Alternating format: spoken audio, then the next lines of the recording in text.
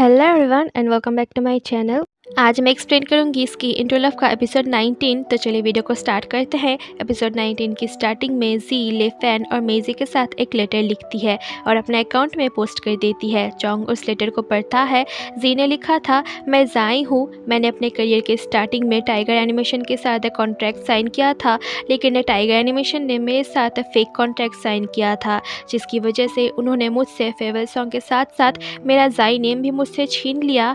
लेकिन अब मैं टाइगर एनिमेशन पूरी तरीके से छोड़ चुकी हूँ और आज से मैं अपना स्टूडियो ओपन कर रही हूँ। आप लोग अपना सपोर्ट देते रहना। ये पढ़ के चोंग फिर से जी को मैसेज करने जाता है, लेकिन नहीं कर पाता।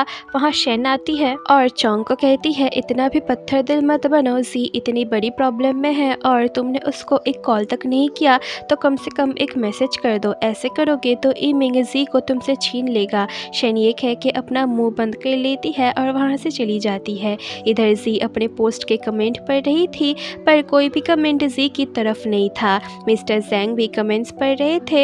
यहाँ मिस्टर जैंग पास्ट सोचते हैं कि मिस्टर वांग के प्रेशर में आके ही मिस्टर जैंग ने एआई का यूज़ किया था। मिस्टर वांग ने उनको धमकी भी दिया था। मिस्टर जैंग अब खुद एक लेटर लिख के पोस्ट करते हैं, जो सारे लोग पढ़ते हैं। उन्होंने लिखा था, मैं टाइगर एनिमेशन का एडिटर जैंग हूँ। मैंने ही फेयरवेल सॉन्ग में एआई का यूज़ किया था। मुझे लगा था कोई भी नोटिस नहीं करेगा, लेकिन ये अब एक बहुत बड़ी प्रॉब्लम हो गई है, जिसकी वजह से जाई को सफ़र करना पड़ रहा है। मैं खुद अपने पे बहुत शर्मिंदा था, इसलिए मैंने ये पोस्ट किया। नेक्स्ट डे मिस्टर जैंग अपने सारे सामान के साथ बाहर आते हैं। ऑफिस के सारे लोग मिस्टर जैंग को इमोशनल होकर कुछ ना कुछ दे रहे थे। मिस्टर वांग पीछे से आके सबको कहते हैं, अगर तुम लोगों को इतना ही बुरा लग रहा है तो तुम लोग भी चले क्यों नहीं जाते। ये बात सुन के एक लड़की जॉब छोड़ देती है और एक एक करके सारे लोग जॉब छोड़ देते हैं। मिस्टर जैंग चले जाते हैं। मान ये सब देख रही थी। अब मिस्टर वांग बहुत परेशान थे। वो मिस्टर जैंग से बात करके सब कुछ ठीक करने की कोशिश करते हैं और इन सब को बस एक छोटा सा मिसअंडरस्टैंडिंग बता देते हैं। लेकिन मिस्टर जैंग तो अब पूरी तरह से गुस्से में मिस्टर वांग को बातें सुना के कॉल रख देते हैं। मिस्टर वांग अब परेशान होकर अपने एक एक एम्प्लॉइज़ को कॉल करता है, लेकिन सारे लोग उसके मुंह के ऊपर कॉल रख देते हैं। इधर मान और जी बैठ के बात कर रहे थे। जी अब मिस्टर जैंग की प्रॉब्लम्स को बताती है, तो मान समझ जाती है कि जी ने मिस्टर जैंग की सच्चाई क्यों छुपाई। जी मान को फेयरवेल सॉन्ग फिर से ड्रॉ करने कहती है। मान हाँ कहती है और जी से आइडिया भी लेती है। जी पूछती है, तुम अब हमारे साथ काम करोगे ना। मन कहती है हाँ, और यहाँ दोनों के बीच में सब कुछ ठीक हो जाता है और दोनों ही बहुत ही ज़्यादा खुश हो जाते हैं। अब इधर चोंग सबके साथ बैठा था। यान कहता है, मैं नानचैंग वापस जा रहा हूँ जॉब करने। सब हैरान हो जाते हैं। बेसी पूछता है, तुम स्नोबोर्डिंग छोड़ रहे हो। यान कहता है, स्नोबोर्डिंग मेरे लिए नहीं है। यान अब कहता है, बचपन से ही मेरा वेट बहुत ज़्यादा था। मैं बहुत ऑर्डिनरी था। मैं एक लड़की को पसंद भी करता था, लेकिन अब तो उसे मेरा नाम तक याद नहीं है। मैं डिप्रेशन में चला गया था। फिर मैंने एक दिन ऑनलाइन में देखा कि 1 घंटा स्नोबोर्डिंग करने से बहुत कैलोरीज घटती है, इसलिए मैं बेसान आ गया। मैंने मेरे लिए मेरी फैमिली से कुछ साल मांगे थे, लेकिन अब मेरा वापस जाने का टाइम आ गया है।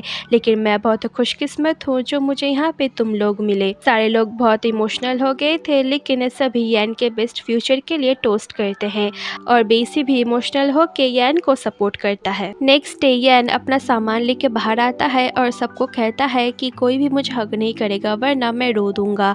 यान कहती है, ग्रुप चैट मत छोड़ना। बेसी तो इमोशनल हो गया था।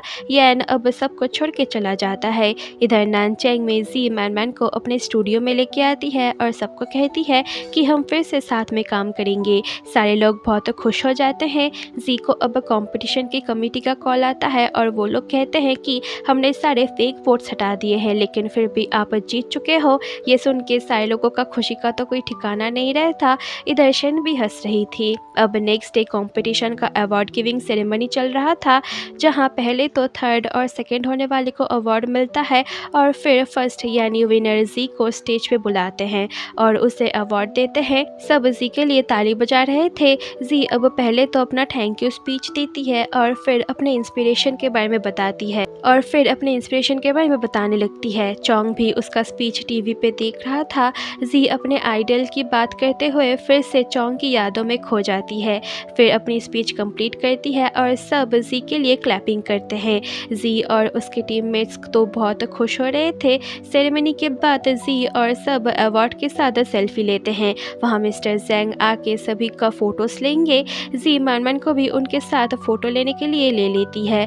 फिर मिस्टर ज़ैंग भी उनके साथ सेल्फी लेते हैं। इधर हुआलिन में शेन के पेरेंट्स शेन की फ़ोटो देखती है और दोनों ही बहुत ही ज़्यादा खुश हो गए थे। शेन के मॉम और डैड को शेन पे बहुत प्राउड फील हो रहा था। अब चोंग जी के पोस्ट पे कमेंट करता है कॉन्ग्रेचुलेशंस, फिर वो चला जाता है। अब जी अपनी टीम के साथ कॉमिक पे काम करने लग जाती है और सारे लोग मिलके अच्छे से मन लगा के कॉमिक बनाने लगते हैं।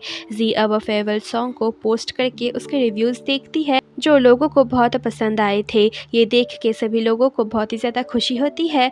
इधर यान तो अपने घर पे अपने भाई के साथ जॉब ढूंढ रहा था लेकिन वो फेल हो रहा था, तो यान रिज्यूमे में एक्सपीरियंस में स्की कोच लिख देता है। इधर नैन के पास कुछ इंटरव्यूज़ रिज्यूमे आते हैं। वहाँ वो एक नाम देखती है जाओ कियान, जो उसके डॉग का नाम था।